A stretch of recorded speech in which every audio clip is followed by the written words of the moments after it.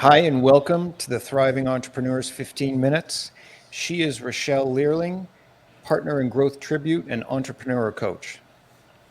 He is David Foster, founder, coach, and experienced entrepreneur. Welcome. Today, we are asking how can an entrepreneur or a founder rest without feeling guilty, without letting that guilt come in the way? And we want to shout out to Jahane Farrell for giving us this Yep. question and promoting the topic. Yeah. Thanks for that, Jane. And hard topic once again. We got 15 minutes to cover it. Um, shall I start? Yes, please. Okay. So we can talk about the micros of this, like quitting on time. Why do you not quit before dinner or after dinner? But I think we should also look at a bigger picture. Why do you think rest is unimportant to you? Or what do you think it brings you not to rest? And then we get to the topic of guilt. For so many people, we have to address guilt, not wanting to take off for certain reasons. So I'm actually curious to hear what you think, David, of feeling guilty. What have you experienced as a founder? Well, to paraphrase that old Gordon Gekko movie, guilt is good. We need guilt because it keeps us being good humans. It's our conscience. But untethered or illogical guilt that results in self-harm is really bad. So, I think that we have to look at it and say, all right, well, what are we guilty of? Or why do Yeah. we feel bad? And I think that's a really, really good question to ask if it's the end of the day, past the end of the day, and you feel like you need to do just one more thing. And if you don't, you'll feel badly. Ask yourself why. What are you guilty of?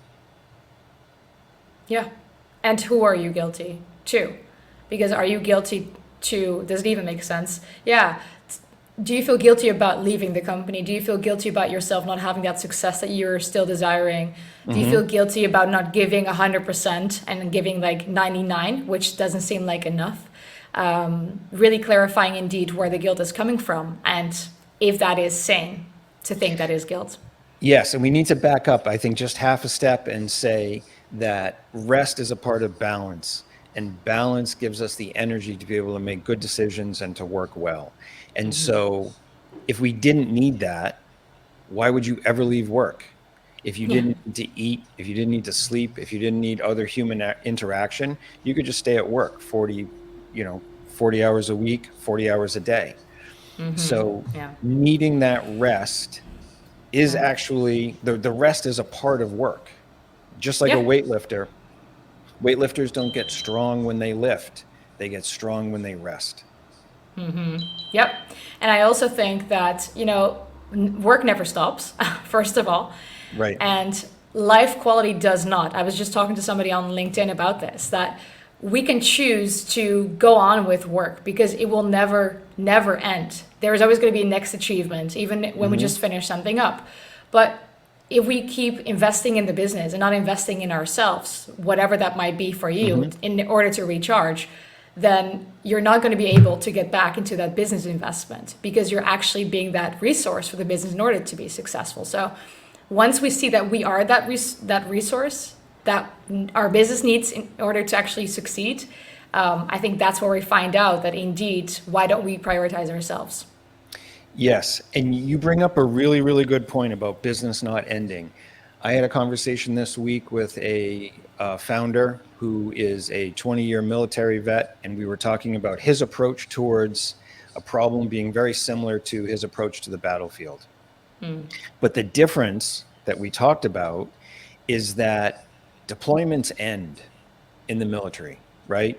You go for so long and then they pull you out and you rest. And with some of the special forces teams, you train and you rest twice as long as you're deployed. And that leads to the idea of it has to be a conscious decision to take yourself out of work so that you can put yourself back in and be effective. Interesting. Very interesting fact for sure. And in the end, nobody will set the boundaries for you. Nobody will tell you to rest. I mean, up until a certain point, maybe somebody will actually scream at you and say you need some rest. You're not making wise decisions anymore. Maybe it's your team, maybe it is your partner. But in the end, you are in charge, both of the business success, but also of yourself. And if you don't keep those boundaries in place, then I guess it's just a matter of not seeing self-respect being projected into the business either. I think it's going to cost you everything anyway. Yes, because what costs more? Just doing that one more thing and missing dinner, your kid's game, the talk with your spouse, a few hours of sleep, or not being able to function well enough to execute your business and really get enjoyment and profit out of it. When you're talking about self-respect, it's never wrong to look at what you're doing and say, am I treating myself as if I were somebody that I loved and respected and was Yeah. responsible for? And so if you saw your friend or your spouse or somebody in your family not taking care of themselves and suffering for it, what would you say? Can you say that to yourself? Yeah. And then that also goes for self-talk. Are you actually putting yourself down, or are you actually lifting yourself up? If indeed you are having negative self-talk and saying like you need to push harder and it's not done yet and you are not at the point where you should be, then I'm afraid it's going to be like a toxic disaster, ending up in a negative spiral where things don't get better. Actually, they're going to get worse. And I think this really goes for the 2 points I see here in the comments by Jane and Cole. Yeah, having a team that points when your decisions are not so wise anymore. Yeah, it's really sad, but it happens. And I think that is a very good reflection of you to know I've gone too far. Yes. Another thing to ask yourself is to be very clear about the purpose behind what the decision is that you're making. So if you've got a purpose of going to work and you're going to do these things, what is the purpose to, well, violating that your own personal standard of I'm going to be done with work? No, I need to do one more thing. And then another question to ask is to go back to, well, what am I guilty of? I've been at my desk for so long. I've done what I could do, but I still feel like I need to do more. And I think that speaks to that idea of maybe there's some other feelings out there that, like lightning, need a place to ground. And your overwork is almost letting those feelings come to ground, or it's justifying you feeling badly about things. So creating some structure and some boundaries and respecting yourself enough to do that, that's a really important step. And I think it's a really, really good way to think about it. Yeah, and I've also been taught this thing about asking yourself the why question as many times as you need to. And I think it also goes for guilt, like why do you feel guilty? But then we get to the point of actually I don't feel that I am where I should be. And then we get to the point of are you respecting where you are and who you are? And then we can get super, super deep. And I think it's so much harder to do this on your own. It's always good to talk to somebody about this, but it can be super deep where it comes to the point that you don't feel good enough and thus are not able to rest until you feel good enough. But then the next question becomes, when are you good enough? And this is a pretty serious topic. It is serious, a very more serious serious than topic. it sounds. Yeah. Yes, it is a serious topic. And I think it's like, look, the workday got bigger, I want to say by almost an hour from the result of the pandemic. More people spent more time working. So much so that the WHO here in the States classifies burnout as a diagnosable syndrome. And Finally. what was, sorry? Finally. Yes. And what was culturally accepted in the past, where the workday ended and you spent time with your friends and family and your bowling league and the town green and whatever, is now replaced with the screens. You switch from your Excel sheet to Netflix or to some sort of isolated thing. And so we don't have that same sense of tribe. And so there's also a cultural element where you have Yep. to decide, you know what, I'm worth going for a walk. I'm worth Yeah. taking some time off. And I'm not worth burning myself out and ending up, in a really bad place if I don't do this. And so those questions to ask about what you feel guilty about, what you feel fearful of, if I don't work then? Yeah. Ask yourself, well, how likely is that? How rational and how reasonable is my fear or is my guilt? It may not be easy, but the more you ask yourself those questions, the more likely you are to take better care of yourself. And if we were to flip that question, like what will it bring you if you take off? And not just for half an hour, but rather a full day or a full Yes. weekend or a full week. Yes. What happens in all those cases? Apart from the guilt, what can be the positive side effects or the effects of doing so? Filling your heart and soul again, filling your happiness again.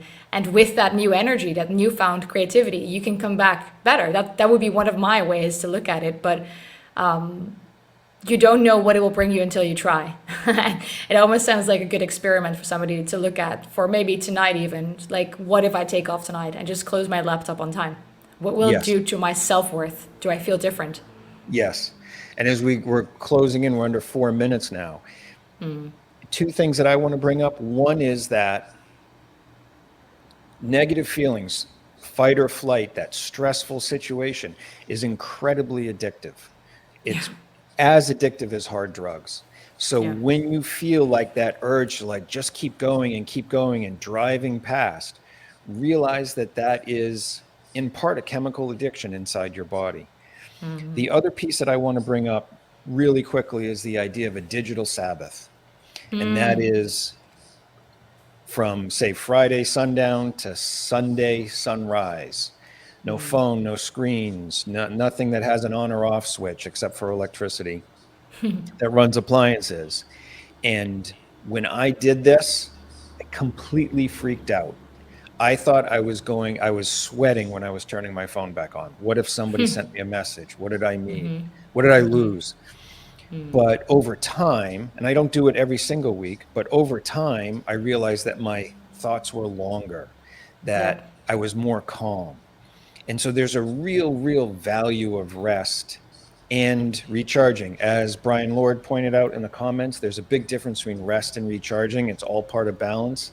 I don't doubt that it's another topic we'll talk about.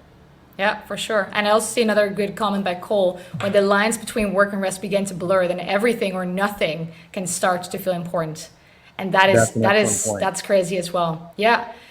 Yeah, I think my last big point would be that I think we all think too short term. We're still thinking of doing more work today, putting in one more hour today. But in the end, does it really count what you get done today and what you succeed in, or is it the long term benefits Hmm. to the business that we're looking for? And if we're looking for long term benefits and long term success, then you should also be looking at that for your own investment in terms of rest and Hmm. rejuvenation. Hmm. Oh, I think we have a convert here. Jahane says, loves the digital Sabbath. It's a detox and a great way to put yourself back into the moment. And that is going to go to my last point, and that is awareness. There's Yeah. really nothing bad that comes from awareness, although sometimes it might feel a little uncomfortable. And if you're aware of what you're doing and why you're doing it, that gives you the ability to change it. If you're not aware, it's going to be really difficult. So ask yourself some of these questions. We will respond to every comment and question that we get in For the sure. LinkedIn event, and send us direct messages if you think that we can help. We're closing in Yeah. on the last few seconds. Rochelle, do you have any Yeah. words of wisdom? Well, wisdom, not sure, but last point, I think I already said it. I would really want to challenge people watching and listening to hold themselves accountable, to actually rest tonight and this weekend and really do that digital detox or really be present or really take off from work. And I think that will do major benefits. So curious to hear what you get back after doing such work and actually taking off. Yeah, and you stole my last point. Try the digital Sabbath, or Yes. try it for a night. Try it for just a period of time and see what happens to your brains. Yep. Curious That's to hear it. the insights. Yeah. 15 minutes. We will see you again next week. Thank you, See you everybody. next week. Cheers. Bye. Cheers.